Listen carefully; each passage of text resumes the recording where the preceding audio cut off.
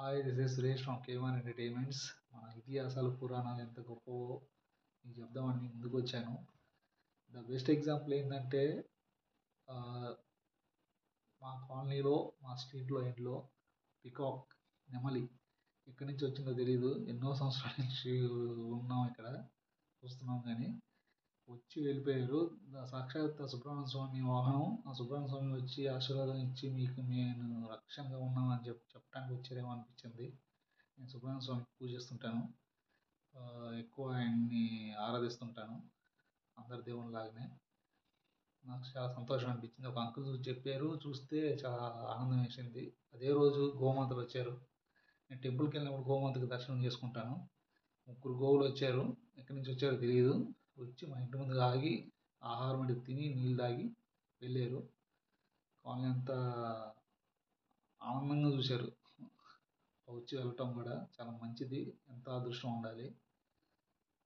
దేవుళ్ళే వచ్చారు అనుకున్నాను నేను. లక్ష్మీదేవి, పార్వతీ, సరస్వతి రూపం వచ్చి వెళ్తున్నారేమో, ఆశీర్వాదం ఇస్తున్నారేమో అని.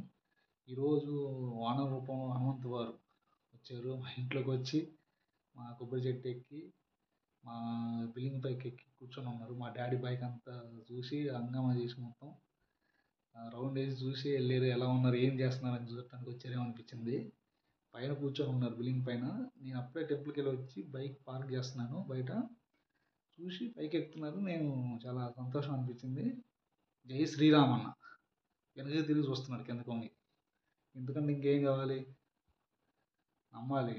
అన్నీ ఎన్ని ఉన్నాయి కాబట్టి మనకి పెద్దవాళ్ళు చెప్పింది అన్నీ నిజాలే. మనం నమ్మి భక్తి శ్రద్ధలతో పూజ చేసుకోవాలి. ఎప్పుడు మనమే కాదు గుడికి వెళ్ళేది, ఇప్పుడు వాళ్ళు కూడా మన ఇంటికి వస్తారు. వాళ్ళు అనుకుంటారు మీరే కదరా మా కాడికి వచ్చేది, మేము కూడా మీ కాడికి వస్తాం అని చెప్పి వాళ్ళకి అనిపించి వస్తుంటారు. వచ్చి ఆశీర్వాదం ఇచ్చి వెళ్తుంటారు ఏదో ఒక రూపంలో. భక్తి శ్రద్ధలతో నియమ నిష్టలతో మంచి మనసుతో 10 మంది బాగుండాలని కోరుకుంటూ మంచిగా మర్యాదగా పద్ధతిగా హుందాగా డిసిప్లైన్గా రెస్పెక్ట్గా పక్క వాళ్ళని ఎవరినైనా సరే సంతోషంగా వాళ్ళతో మాట్లాడి వాళ్ళతో బాగుండాలి.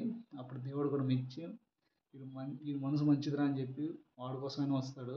వాడి కోసం వస్తే అందరూ చూస్తుంటారు. సో ఇది ఫాలో అవ్వండి.